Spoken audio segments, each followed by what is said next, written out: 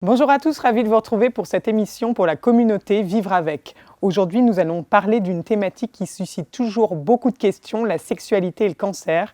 Cette émission s'inscrit dans le nouveau programme Conseil Santé que nous vous proposons cette année. Pour m'accompagner, j'ai le plaisir de recevoir Sébastien Landry. Bonjour Sébastien. Bonjour. Alors, est-ce que vous pouvez vous présenter à la communauté ? Bien sûr, moi je suis Sébastien Landry, donc je suis psychosexologue, j'ai une spécialité en cancérologie. J'interviens pour diverses associations comme la Ligue contre le cancer, l'association Imagine aussi et une association dédiée aux patients atteints de cancer en Sarthe, où là on va proposer des consultations individuelles ou de couple sur des problématiques sexuelles pendant ou après un cancer. J'ai aussi une activité de recherche, j'enseigne à l'université et puis j'écris des livres grand public sur la sexualité et notamment un livre sur les problématiques sexuelles en cancéro. Super, on va en parler plus en détail au cours de l'émission. Conformément à la charte AstraZeneca, nous ne parlerons ni de traitement ni de médicaments dans cette émission. Alors Sébastien, ma première question, c'est comment le cancer influe-t-il sur la libido ? Alors il y a deux choses, il y a la libido puis le désir sexuel. Alors la libido c'est purement hormonal. À partir du moment où il y a un traitement contre un cancer, on va avoir des problématiques sur les hormones, ce qui fait que le désir sexuel, va être diminué. Par contre, on a le désir sexuel qui, lui, est psychologique, c'est l'envie d'avoir un rapport sexuel avec une personne. Et là, c'est plus les problématiques psychologiques qui vont l'impacter, comme l'angoisse, la peur des traitements, de l'avenir, et la fatigue aussi, parce qu'on n'en parle pas assez, mais il y a beaucoup de fatigue en cancérologie. Et ça va diminuer le désir sexuel, mais comme c'est une dimension psychologique, on a beaucoup de solutions pour essayer de rebooster en fait, ce désir. Alors, quels conseils pouvez-vous donner aux patients pour développer à nouveau le désir sexuel ? Alors, en numéro 1, c'est d'en parler. Alors déjà d'en parler aussi aux soignants, de dire que voilà, il y a des répercussions sur leur désir sexuel, et aussi et surtout d'en parler à leur partenaire. La sexualité dans le couple, c'est à deux, c'est pas une personne a un problème, va régler tes problèmes, non. C'est le couple qui rencontre une difficulté à cause de la maladie dans leur sexualité et il faut oser dire, c'est pas je ne t'aime plus, je n'ai plus envie de toi, c'est simplement là, je n'ai plus envie d'avoir des rapports sexuels. Et c'est différent parce que souvent les gens ils confondent le désir sexuel, le désir amoureux, et du coup ils s'en veulent, ils culpabilisent en se disant bah mince, il y a un problème, j'ai plus envie de sexe, je ne dois plus aimer mon partenaire, alors que ça n'a rien à voir. Mais il faut rassurer l'autre en lui en parlant. Et la sexualité reste un tabou, comment faire pour lever ce tabou ? Bah déjà, ça serait bien que du côté soignant, ça ne soit pas un tabou et qu'on puisse en parler dès le début des traitements aux patients, dire voilà, il y a des impacts du cancer, des traitements sur votre sexualité. Déjà, si on pouvait faire ça, ça enlèverait beaucoup de tabous. Et puis après, d'en parler comme un sujet de la vie quotidienne. On parle beaucoup de la qualité de vie, la sexualité en fait partie. Il n'y a pas de honte à dire je rencontre des difficultés dans ma sexualité, aidez-moi. Et comment lutter contre les angoisses liées à un manque de désir ? Pour ça, il faut consulter le plus simple, un psychologue, un sexologue qui va pouvoir expliquer et puis surtout mettre des mots sur ce que la personne peut ressentir pour que ça ne soit plus une angoisse. Parce que si on est angoissé par la sexualité, on va avoir des problématiques dans sa sexualité, ce qu'on appelle nous l'angoisse de performance. Plus on est anxieux, on se dit pourvu que j'y arrive, moins on y arrive. Donc en fait, c'est un cercle vicieux. À partir du moment où on commence à en parler et qu'on a de l'aide de professionnels qui vont vous dire c'est tout à fait normal d'avoir des répercussions sur votre sexualité, ça va permettre de diminuer la pression et normalement, avec les solutions qu'on va apporter, les problématiques devraient disparaître. Est-ce que vous pouvez rappeler les professionnels de santé qu'il faut consulter ? Ça dépend un petit peu la problématique qu'on peut avoir. Si elle est vraiment organique pour un homme, par exemple, s'il y a une dysfonction érectile, les urologues sont les mieux placés. Pour une femme, s'il y a des problèmes gynécologiques, il faut aller voir un gynécologue. Après, les psychologues ont une place très importante parce que nous, ce qu'on dit les sexologues, c'est que le premier organe sexuel, c'est le cerveau. Donc, quand il y a des angoisses, quand il y a de la fatigue, quand il y a des peurs, ça va impacter le désir sexuel et impacter la sexualité. Et puis alors après, si vraiment il y en a des sexologues, eux sont les spécialistes des problématiques sexuelles. Alors en quoi certaines répercussions physiques d'un cancer peuvent-elles être un frein pour la vie intime du patient ? Alors il peut y avoir des impacts, déjà la capacité de séduction, l'image corporelle, le corps va changer très très vite dès qu'on a des traitements. Notre image qu'on va nous renvoyer le miroir, c'est plus la même. Donc ne plus se sentir séduisant, c'est compliqué. Pour imaginer, si on ne se plaît plus à soi-même, c'est difficile de penser qu'on plaît aux autres. Donc déjà ça impacte la façon dont on se voit et notre vie sexuelle. Et après, il y a des répercussions de la maladie et des traitements sur la fonction sexuelle. Donc chez l'homme, souvent c'est la fonction érectile qui peut être impactée. Et chez la femme, on peut avoir des sécheresses vaginales importantes qui donnent des douleurs, par exemple à la pénétration. Ça, c'est des répercussions très courantes. Et comment accepter justement d'intégrer dans sa vie intime le fait d'avoir une nouvelle vie intime ? Eh bien, faut imaginer que la sexualité, elle est impactée par la maladie, comme tous les domaines de la vie. On ne fait que dire il y a un avant, il y a un après-cancer, va falloir se réapproprier. Eh bien, la sexualité, c'est pareil. C'est pas simplement pendant les traitements, je la mets entre parenthèses et elle reviendra comme avant. C'est pas vrai. Si on pense ça, c'est compliqué d'avancer. Dans sa vie, la sexualité, il y a des hauts et des bas. Elle n'est pas identique. Et j'ai envie de dire même heureusement qu'elle n'est pas identique, parce que sinon ça pourrait devenir des fois ennuyant.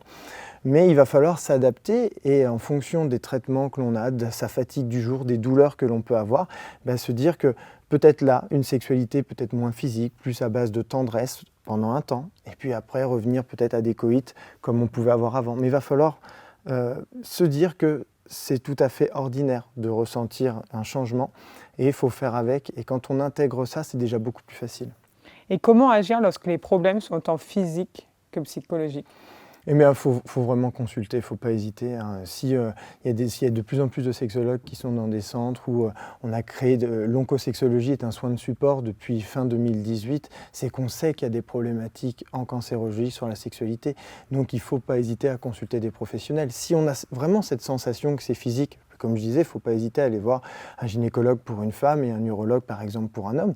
Si on a l'impression que c'est plus des angoisses, on a des troubles du sommeil, on cogite beaucoup, eh bien peut-être que le psychologue ou le sexologue vont pouvoir apporter une solution sur cette dimension-là.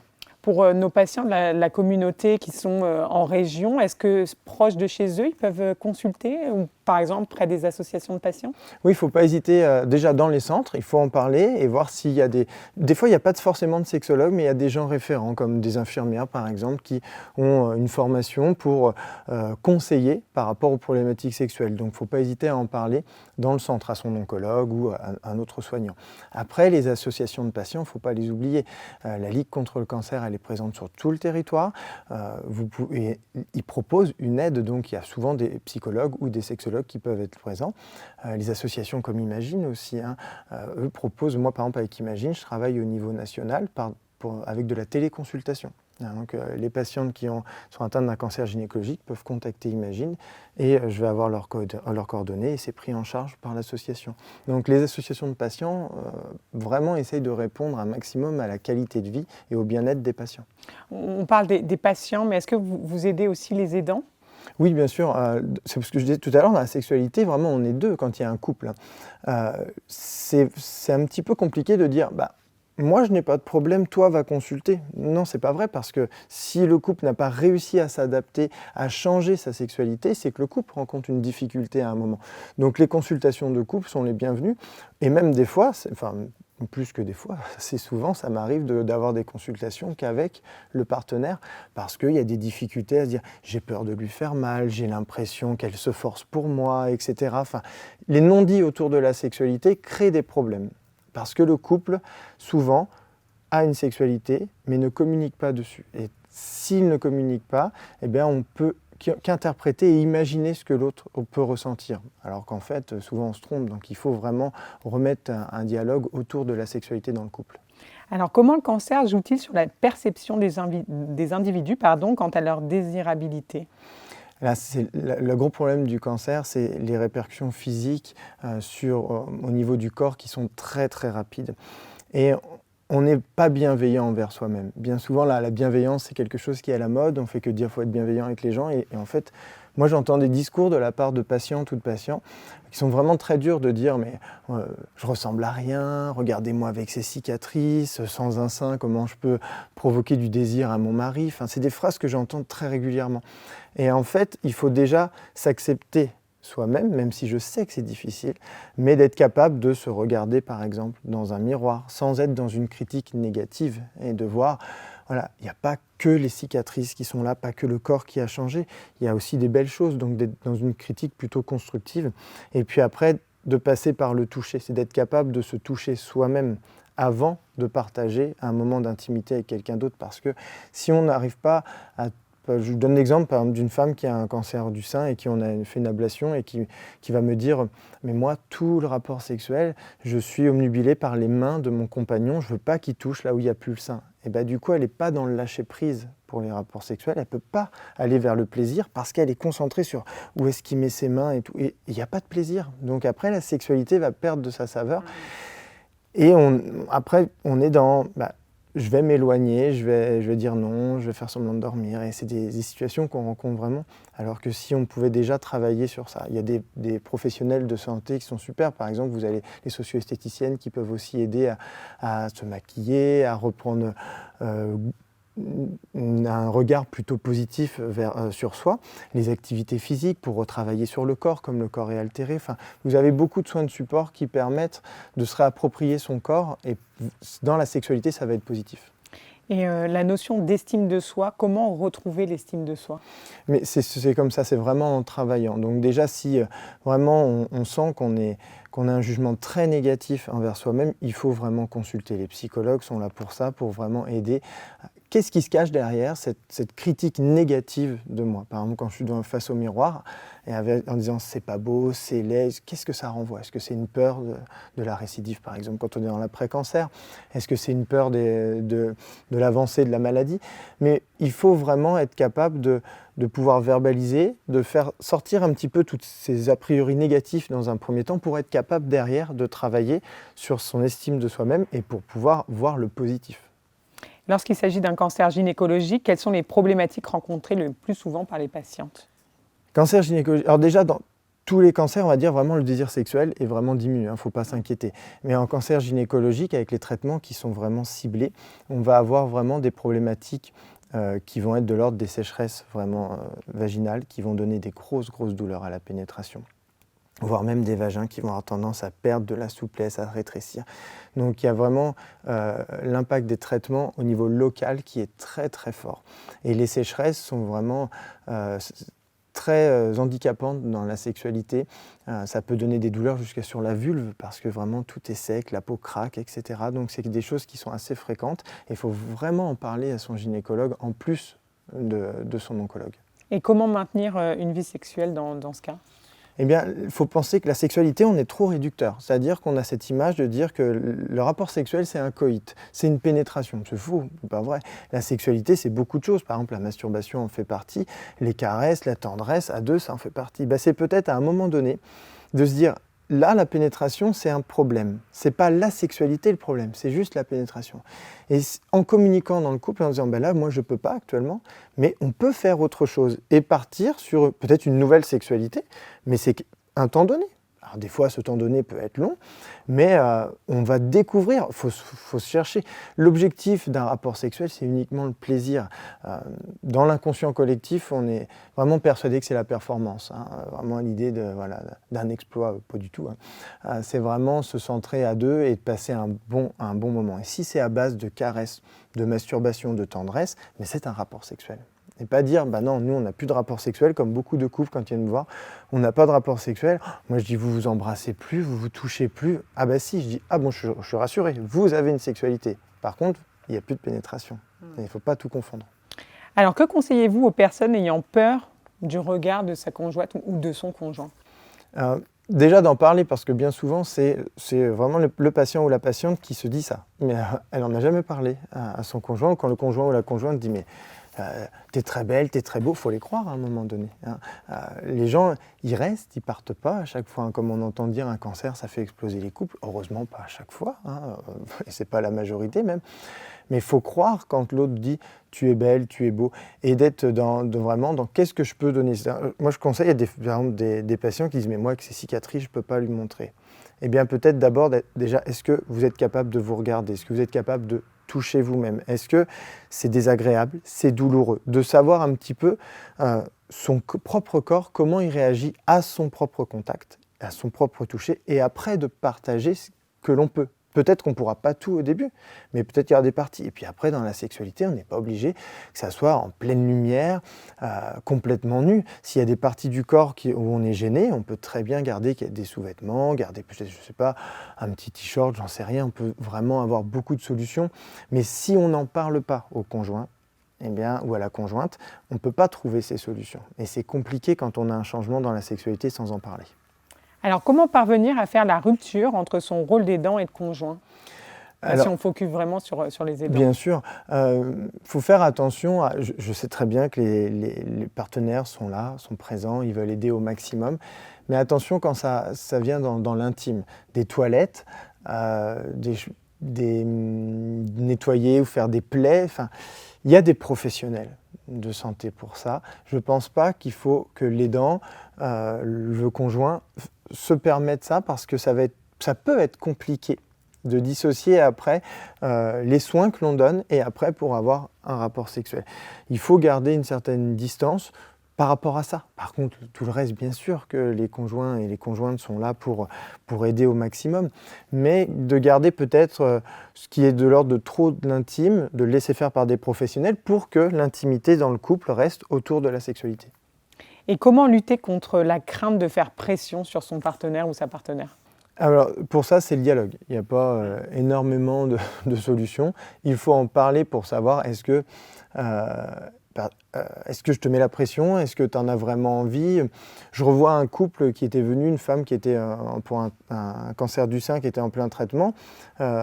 Et en fait, c'est son conjoint qui avait des troubles érectiles parce qu'il pensait qu'elle se forçait pour lui faire plaisir. Et lui, il avait peur de lui faire mal. Alors qu'en fait, non, elle avait envie de rapports sexuels. Elle en avait vraiment envie, mais ils ne se le sont jamais dit. Donc c'est une consultation où on remet juste le dialogue et elle lui explique, voilà, j'ai vraiment envie, j'ai besoin de sexualité, j'ai envie de toi. Et bien du coup, ça l'a rassurée de se dire, bah oui, elle ne fait pas pour moi, elle ne se force pas, c'est bien pour elle. Mais ça, il faut mettre des mots, il faut vraiment échanger sur le sujet. Parce que c'est vrai qu'on peut avoir des fois l'impression de dire, bah, si je la stimule trop, si je le stimule trop, eh bien non, il faut en parler et ensemble, on trouve une solution. Alors, on parle beaucoup du dialogue, de la communication. Mis à part ça, comment travailler conjointement pour se retrouver une vie sexuelle épanouie ? Alors, faut être... on peut se faire aider, bien sûr. Hein. Déjà, quand on est suivi par un sexologue, c'est quand même plus facile parce que le sexologue peut donner des billes plus rapidement. Mais par contre, rien n'empêche de dire, bah, tiens, ça, c'est plus possible. C'est-à-dire, je prends la pénétration, mais souvent, c'est ce qui est vraiment très, très problématique chez les femmes. Mais de dire, là, peut-être qu'on peut faire autre chose. Qu'est-ce qui te plaît ? Qu'est-ce qui me plaît ? Et de voir ensemble sur où on peut se retrouver, de tester ces choses-là. À partir de ce moment-là, quand on est dans l'échange et qu'on est capable de dire, bah moi, j'ai envie de faire ça, j'aimerais bien tester ça, j'ai besoin de ça, etc.